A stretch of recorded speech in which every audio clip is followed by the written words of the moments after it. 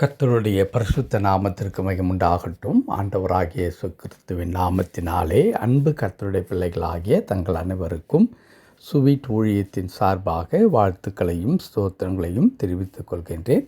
சங்கீதங்களின் புத்தகம் 66 சங்கீதம் 6வது வசனம். சங்கீதம் 66 வசனம் 6. கடலை உலர்ந்த தரையாக மாற்றினார், ஆற்றை கால்நடையாய் கடந்தார்கள், அங்கே அவரில் களி கூர்ந்தோம். கடலை உலர்ந்த தரையாக மாற்றினார். என் அன்பு கடவுளுடைய பிள்ளைகளே, நம்முடைய ஆண்டவருடைய வல்லமையை ஒரு வட்டத்திற்குள்ளாக நாம் கொண்டு வரவே முடியாது. கடவுளிடத்தில் இவ்வளவு தான் வல்லமை இருக்கிறது. இந்த கடவுளுடைய வல்லமை இந்த அளவிற்கு மட்டும்தான் செயல்படும். அதற்கு மேல் செயல்படுவதற்கு கடவுளுடைய வல்லமையால் முடியவே முடியாது என்று சொல்லி எந்த ஒரு நபரும் ஆண்டவருடைய வல்லமையை மட்டுப்படுத்தி விடவே முடியாது. அதற்கு ஒரு சிறந்த எடுத்துக்காட்டைத்தான் இப்பொழுது நாம் வாசித்திருக்கிறோம். என்ன சொல்லியிருக்கிறது இந்த வசனத்தில்? கடலை உலர்ந்த தரையாக மாற்றினார். கர்த்தருடைய பரிசுத்த நாமத்திற்கு மகிமுண்டாகட்டும். அதை நாம் வாசிக்கும் பொழுதே நமக்கு ஒரு பெரிய ஆச்சரியம் உண்டாகிறது, மகிழ்ச்சி உண்டாகிறது. நீங்களும் நானும் ஆராதிக்கிற கடவுள், இல்லை நம்பி இருக்கிற கடவுள் நம்முடைய வாழ்க்கையில் உதவி செய்வார் என்று எதிர்பார்த்து கொண்டிருக்கின்ற இந்த அற்புதமான ஆண்டவர் எப்படிப்பட்டதான காரியங்களை செய்கிற கடவுள் என்றால், கடலை உலர்ந்த தரையாக மாற்றினார் என்று எழுதியிருக்கிறது. இங்கே எதை குறிக்கிறது? இஸ்ரவேல் மக்கள் அந்த சிவந்த சமுத்திரத்தை கடந்து வருகிறதான அந்த செயலை குறிக்கின்றது.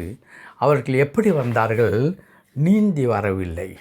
அவர்கள் படகுகளை எடுத்துக்கொண்டு அல்லது கப்பல்கள் ஏறி அந்த தண்ணீரை கடக்கவில்லை. மாறாக தடையாய் நின்றதான அந்த சிவந்த சமுத்திரத்தை ஆண்டவர் உலர்ந்த தரையாக மாறும்படி அதை வற்றி போக பண்ணினார். அதை 2 பகுதியாக அந்த தண்ணீரை பிரித்து மத்தியில் ஒரு உலர்ந்த வெட்டாந்தரை உண்டாக்கி, பாதையை உண்டாக்கி, அதில் 6 லட்சத்திற்கும் அதிகமான மக்கள் கடந்து அக்கறையில் சேரும்படியாக ஆண்டவர் உதவி செய்தார்.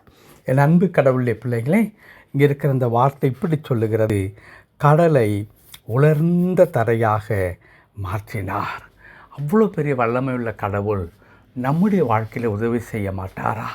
நம்முடைய தேவைகளை அறிந்திருக்கிற கடவுள், நம்முடைய பிரச்சனைகளை பார்த்து கொண்டிருக்கிற கடவுள், நாம் சந்திக்கிறதான ஒவ்வொரு சவால்களையும் எதிர்கொள்ள அவருக்கு திராணி இருக்கிறது, அவருக்கு சத்துவம் இருக்கிறது, வல்லமை இருக்கிறது. இந்த ஆண்டவர் தம்முடைய பிள்ளைகளாக இஸ்ரவேல் மக்களுக்கு தடையாக இருந்த சிவந்த சமுத்திரத்தை உலர பண்ணி அதை வெட்டாந்தரையாக மாற்றக்கூடுமானால், அதே கடவுளுடைய பிள்ளைகளாக இருக்கின்ற நம்முடைய வாழ்க்கையில் கூட அந்த உதவியை செய்ய முடியும். ஆகவே என் அன்பு கடவுளுடைய பிள்ளைகளே, ஆண்டவரை நோக்கி ஆண்டவர் நம்முடைய வாழ்க்கையில் தம்முடைய வல்லமையை கொண்டு செயல்படும்படியாக நாம் அர்ப்பணித்து ஆண்டவரை துதிக்கும் பொழுது தேவனுடைய மகிமையின் கரம் நம்மோடு கூட வந்து ஆண்டவருடைய ஆசீர்வாதத்தை நாம் பெற்றுக்கொள்ளும்படியாய் உதவி செய்ய முடியும். சிவந்த சமுத்திரத்தை ஆண்டவர் 2ஆக பிரித்து உலர்ந்த தரையை உண்டாக்கி அதிலே தம்முடைய பிள்ளைகள் அக்கறை சேரும்படியாய் கிருபை செய்த கடவுள் நம்முடைய வாழ்க்கையிலும் எந்த ஒரு காரியத்தையும் மாற்றுவதற்கு அல்லது உருவாக்குவதற்கு அவரால் கூடும் என்பதை நாம் மறந்துவிடவே வேண்டாம். ஏன் நாம் மறந்துவிடக்கூடாது?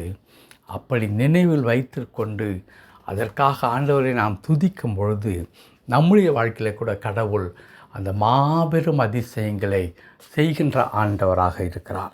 கடவுள் தாமே நம் ஒவ்வொருடைய வாழ்க்கையிலும் அப்படிப்பட்டதான மாபெரும் அதிசயங்களையும் அற்புதங்களையும் இன்றைக்கு செய்து நம்முடைய கண்ணீர்களை எல்லாம் துடைத்து மகிழ்ச்சியினாலும் வல்லமையினாலும் கிருபையினாலும் இடைகட்டி தொடர்ந்து வழி நடத்துவாராக. ஆமென், ஆமென்.